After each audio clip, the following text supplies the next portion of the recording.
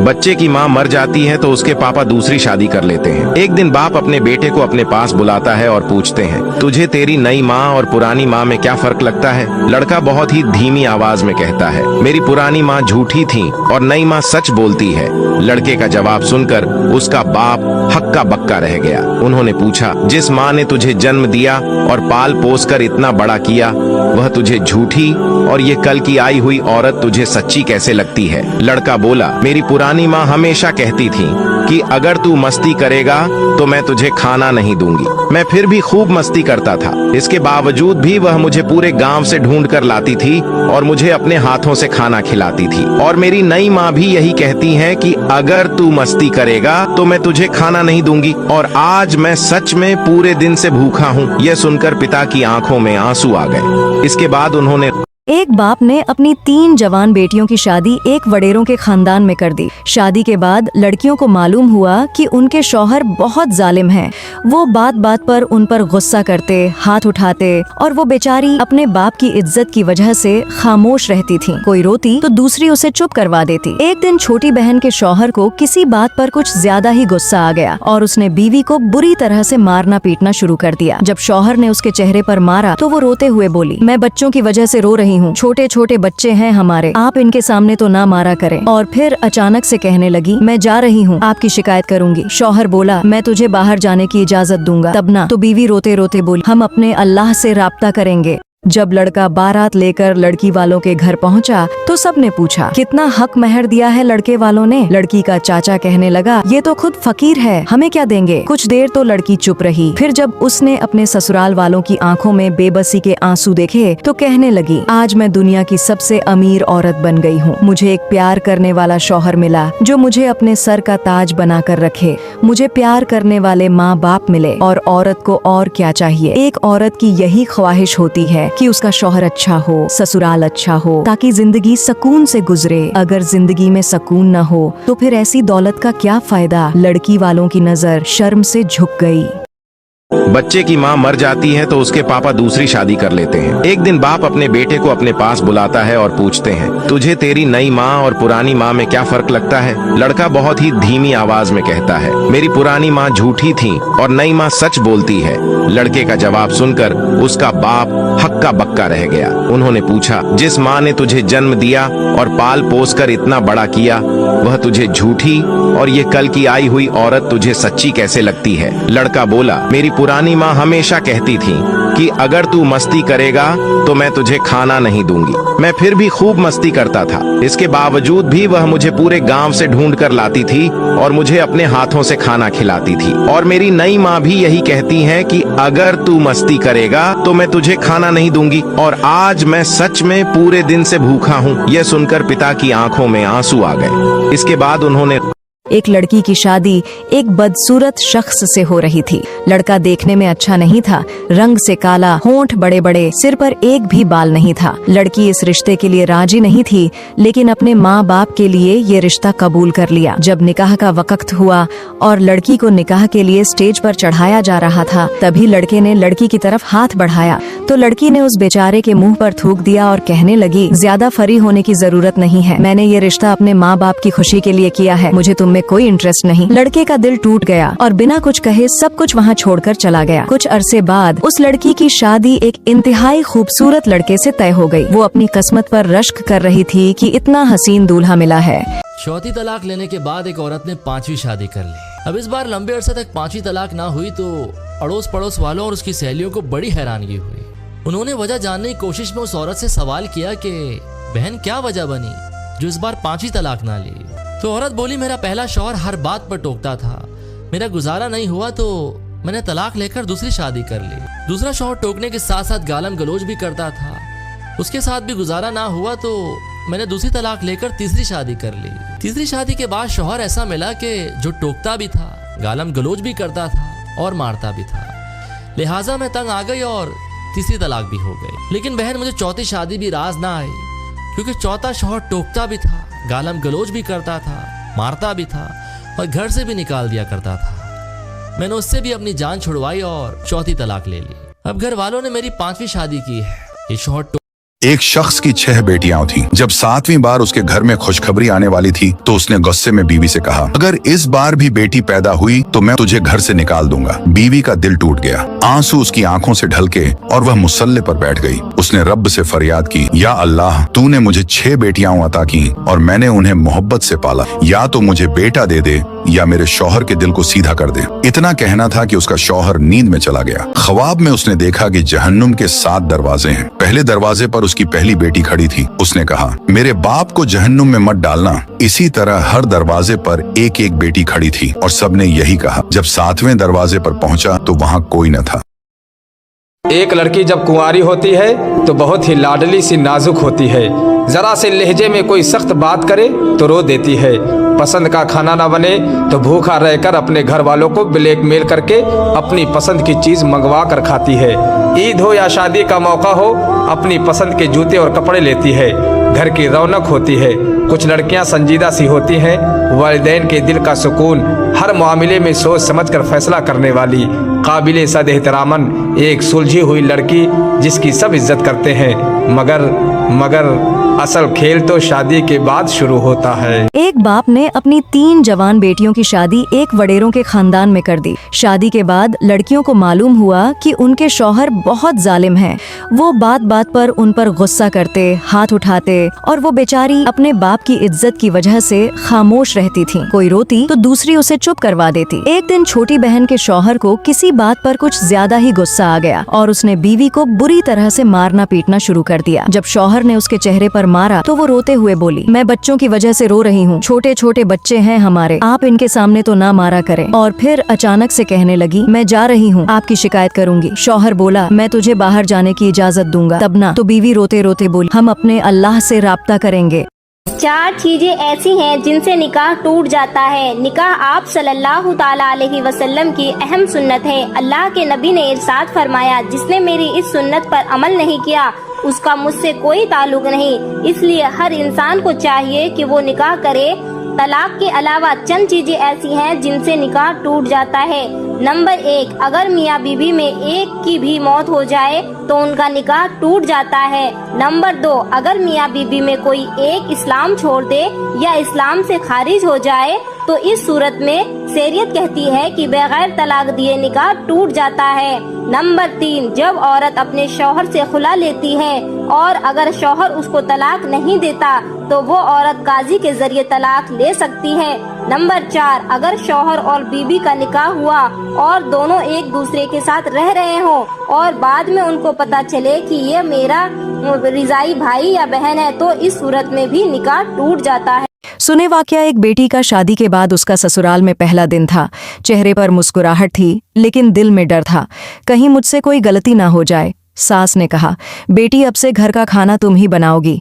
लड़की की धड़कनें तेज हो गईं। उसे खाना बनाना ठीक से नहीं आता था लेकिन उसने हिम्मत की और किचन में चली गई। अंदाजे से खाना बना लिया। खाना सबके सामने रखा। सब तारीफ करने लगे। दुल्हन सोचती रही, ऐसा क्या बना दिया मैंने। अगली सुबह जब वह फिर किचन में काम कर रही थी उसने देखा कि सास चुपचाप आकर सब्जी छक रही थी। दुल्हन ने पूछा, माँ कुछ चाहिए? सास मुस्कुराई, बेटी मैं तो बस स्वाद चखने आई थी, जैसे रोज आती हूँ। सास ने प्यार से कहा, जब तुम खाना बनाती हो मैं बस थोड़ा ठीक कर देती हूँ, सबको अच्छा लगे। मैं सास जरूर हूँ लेकिन मैं तेरे साथ हूँ। ये सुनकर लड़की के आंसू निकल आए। अल्लाह हर सास बहू को प्यार से रहने की तौफीक अता फरमाए। कमेंट में अपनी राय आमीन लिख कर दें। शादी की पहली रात सजदे में दुल्हन की मौत हो गई। ये वाकया सऊदी अरब का है। बारात दरवाजे पर खड़ी थी और दुल्हन मेकअप करवा रही थी। इतने में मस्जिद से अजान बुलंद हुई। लड़की कहने लगी, मैंने नमाज पढ़नी है। लड़की की वालिदा और सब कहने लगे, पागल हो गई हो, बारात दरवाजे पर खड़ी है और तुम्हें नमाज की पड़ी है, सब्र करो बाद में पढ़ लेना। लड़की कहने लगी, मुझ पर पहला हक मेरे अल्लाह का है। बारात दरवाजे पर खड़ी है, कोई बात नहीं, थोड़ा और सब्र कर लेंगे, मैं नमाज पढ़कर ही रुखसत होंगी। और नमाज के लिए खड़ी हो गई। शादी के जोड़े में लड़की नमाज अदा करते हुए बहुत खूबसूरत लग रही थी। नमाज मुकम्मल हुई। जब वो सजदे में गई तो काफी देर तक दोबारा नहीं उठी। उसकी माँ ने हलाया तो मालूम हुआ कि लड़की की सजदे में ही मौत हो गई थी। सिर्फ फोटो में लड़की और लड़के को देख लेना और रिश्ता फिक्स कर देना, ऐसे रिश्ते नहीं होते, ऐसे शादियां नहीं होती। आज हमारी शादियों में होता क्या है कि ना लड़के को लड़की दिखाई जाती है, ना लड़की को लड़का दिखाया जाता है। सिर्फ फोटो में एक दूसरे को देख लेते हैं और रिश्ता फिक्स कर देते हैं। ना ना ना, जब तक अपनी आंखों से ना देख लो तब तक शादी ना करो। अभी एक लड़के ने मेरे पास कॉल किया, उसने कहा कारी साहब मेरा एक जगह से रिश्ता चल रहा है, लड़की वालों ने लड़की के 2 फोटो दिए। जब मैंने उन दोनों फोटो को देखा तो एक फोटो में लड़की कुछ और है, दूसरी फोटो में लड़की कुछ और है। अब मैं बड़ा कंफ्यूज हूँ कि एक लड़की दोनों फोटो में कैसे अलग हो सकती है। तो मैंने उससे कहा भाई ये पागलपंती ना करो, लड़की को सामने से देखो तब जाकर के शादी करो। तो उसने कहा नहीं, मैंने उसके घर वालों से कहा था तो उसके घर वाले कहते हैं नहीं, मैं अपनी लड़की को तुमको नहीं दिखा सकता, ये नीचापन है, ये गंदापन है, ये ठीक नहीं है, इसमें मेरी बेइज्जती होगी। तो मैं ऐसे लोगों से कहता हूँ कि तुम अपनी लड़की को अपने होने वाले दामाद को दिखा रहे हो या मोहल्ले वालों को दिखा रहे हो। लड़की को अपने आंखों से देखो। अगर तुमने फोटो में देख करके रिश्ता फिक्स कर लिया तो शादी के बाद जब उसका घूंघट उठाओगे तो बड़ा पछताओगे। एक औरत का इंतकाल हो गया, जनाजा कब्रिस्तान लाया गया। जब कब्र में मुर्दा रखने लगे तो अचानक कब्र से एक मोटा और काला भयानक सांप निकल आया। लोग घबरा गए और उस कब्र को फौरन बंद कर दिया गया। फिर दूसरी कब्र खोदी गई, देखा गया कि कब्र साफ है, मगर जैसे ही मुर्दा रखने लगे वही सांप दोबारा निकल आया। अब लोग सच में डर गए। तीसरी कब्र बनाई गई और फिर जैसे ही मुर्दा रखने लगे दोबारा वही सांप कब्र से निकल आया। अब लोग सोचने लगे ये सांप तो जान छोड़ नहीं रहा, क्या करें, दफनाएं या नहीं। अभी ये बहस चल ही रही थी कि सांप कब्र से बाहर आकर बैठ गया, जैसे किसी चीज का इंतजार कर रहा हो। लोगों ने जैसे ही मुर्दा कब्र में रखी उसी पल सांप बिजली की तरह लपका और सीधा उस औरत की जबान को पकड़ लिया। जनाजे में उस औरत का शौहर भी मौजूद था। लोगों ने उसकी शौहर से पूछा तुम्हारी बीवी ऐसा क्या गुनाह करती रही कि आज सरेआम उस पर इतना भयानक अजाब हो रहा है। शौहर बोला मेरी बीवी सारी जिंदगी मेरे साथ बदकलामी करती रही और मुझे गालियां देती रही। एक शख्स की 6 बेटियां थीं। जब 7वीं बार उसके घर में खुशखबरी आने वाली थी तो उसने गुस्से में बीवी से कहा अगर इस बार भी बेटी पैदा हुई तो मैं तुझे घर से निकाल दूंगा। बीवी का दिल टूट गया, आंसू उसकी आंखों से ढलके और वह मुसल्ले पर बैठ गई। उसने रब से फरियाद की, या अल्लाह तूने मुझे 6 बेटियां अता की और मैंने उन्हें मोहब्बत से पाला, या तो मुझे बेटा दे दे या मेरे शौहर के दिल को सीधा कर दे। इतना कहना था कि उसका शौहर नींद में चला गया। ख्वाब में उसने देखा कि जहन्नुम के 7 दरवाजे हैं। पहले दरवाजे पर उसकी पहली बेटी खड़ी थी। उसने कहा मेरे बाप को जहन्नुम में मत डालना। इसी तरह हर दरवाजे पर एक एक बेटी खड़ी थी और सबने यही कहा। जब 7वें दरवाजे पर पहुंचा तो वहां कोई न था। एक शख्स अपने वालिद की वफात के बाद कब्र पर गया। वह चुपचाप बैठा था, मगर अचानक उसने महसूस किया कि 7 वाली खस्ता हाल कब्र से इत्र की बहुत ही प्यारी जन्नती मदहोश कर देने वाली खुशबू आ रही है। वह हैरान हो गया, दिल में सोचा यह कौन सी नेक शख्सियत है, ऐसी क्या नेकी की कि कब्र भी महक रही है। तजस्सुस उसे बेचैन कर गया। उसने गोरखन से पूछा यह कब्र किसकी है। गोरखन ने कहा शाइस्ता बीवी की। लोग तो कहते हैं कि यह मनहूस थी। यह सुनकर शख्स और भी परेशान हो गया। उसने सोचा अगर यह मनहूस थी तो फिर यह खुशबू कैसी। गोरखन ने उसके एक रिश्तेदार का पता दे दिया। वह शख्स उस रिश्तेदार के पास गया। उसने आंखों में नफरत भर के कहा उस मनहूस औरत का मेरे भाई से जब निकाह हुआ उसके अगले दिन ही वह एक एक्सीडेंट में अपाहिज हो गया और 30 साल तक वह बिस्तर पर पड़ा रहा। लेकिन वह शख्स इस राज को जाने बिना वापस नहीं जाना चाहता था। वह उस औरत का पता लेकर घर पहुंचा। उसका बेटा बाहर आया। उस शख्स ने सारा वाकया बताया। बेटे की आंखों में आंसू आ गए। उसने कहा बेशक आप ठीक कह रहे हैं, मेरे अब्बू 30 साल से मोहताज थे, हिल भी नहीं सकते थे। मेरी माँ 30 साल रोजाना उनकी गलाजत साफ करती रही। वह उनको गालियां देते रहे, मनहूस कहते रहे, मगर उसने कभी गिला नहीं किया। हालांकि वह जवान थी, दूसरी शादी भी कर सकती थी, मगर उसने सब्र किया। जिस शौहर के लिए उसे हर तरफ से जलील किया गया मगर अल्लाह ने उसे मकबूल बना दिया। एक दिन हजरत इब्राहिम अपने मेहमानों के इस्तकबाल की तैयारी कर रहे थे। उसी दौरान अल्लाह ताला के 4 फरिश्ते इंसानी शक्ल में उनके पास आए और सलाम किया। हजरत इब्राहिम ने सलाम का जवाब दिया और बीवी हजरत साराह के पास जाकर कहा कि कुछ मेहमान आए हैं। हजरत साराह ने अर्ज किया कि हमारे पास तो बस एक बछड़ा है। वही ज़बह किया गया और हजरत इब्राहिम ने उन मेहमानों के सामने गोश्त पेश किया। मगर जब उन्होंने देखा कि मेहमान खाने की तरफ हाथ नहीं बढ़ा रहे तो दिल में खौफ पैदा हुआ, क्योंकि उस जमाने में खाना ना खाना दुश्मनी की अलामत समझा जाता था। फरिश्तों ने फौरन कहा ए इब्राहिम खौफ न खाओ, हम अल्लाह के फरिश्ते हैं और कौम लूत पर अजाब के लिए भेजे गए हैं। फिर उन्होंने खुशखबरी दी कि अल्लाह ने हजरत साराह को हजरत इसहाक की बशारत दी है और उसके बाद हजरत याकूब की भी खुशखबरी सुनाई।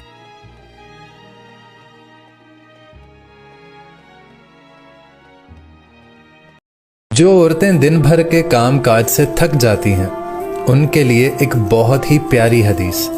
हज़रत फ़ातिमा रज़ी अल्लाह ताला अन्हा ने रसूल अकरम सल्लल्लाहु अलैहि वसल्लम की खिदमत में ये शिकायत लेकर हाजिर हुई कि चक्की पीसने की वजह से उन्हें शदीद तकलीफ़ रहती है, तो उन्हें कोई लौंडी या ग़ुलाम दिया जाए। तो हमारे नबी अकरम सल्लल्लाहु अलैहि वसल्लम ने इरशाद फरमाया, ए फ़ातिमा, क्या मैं तुम्हें इससे बेहतर बात ना बताऊं? तो हज़रत फ़ातिमा ने कहा, या रसूलल्लाह फरमाइए। तो आपने फरमाया कि फ़ातिमा, जब तुम रात को सोने के लिए बिस्तर पर लेट जाओ तो ये कलिमात पढ़ लेना, ये तुम्हारे लिए लौंडी या ग़ुलाम होने से बेहतर है। 33 मरतबा सुबहान अल्लाह, 33 मरतबा अल्हम्दुलिल्लाह और 34 बार अल्लाह अकबर पढ़कर सो जाया करें। शादी के कुछ ही महीनों बाद वो लोग ये बात समझ गए थे, ज़रूरत थी, मोहब्बत कम थी, लेकिन बीवी ने कभी शिकायत नहीं की। रोज़ सुबह उठकर उसके लिए नाश्ता तैयार करती, कपड़े निकालती और खुद से पहले उसके चेहरे पर मुस्कुराहट ढूंढती। शौहर जिंदगी के दाऊद में इतना उलझा था कि उसकी खामोशी, उसकी आंसू सब अनकहे रह गए।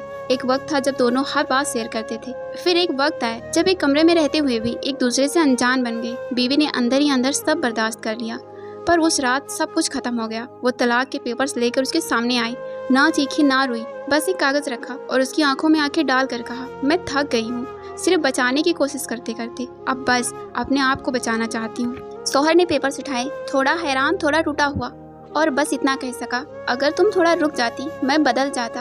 बीवी ने बस एक ठंडी मुस्कुराहट दी, मैं रोज रुकती रही, तुम रोज दूर होते गए। उस दिन तलाक सिर्फ एक फैसला नहीं था, वो एक रिश्ते का आखिरी सांस था जो दोनों ने मिलकर खामोशी में तोड़ा। और हाँ, तलाक के बाद बीवी रोई जरूर, लेकिन पहली बार अपने लिए, नफरत के लिए नहीं, आज़ादी के लिए।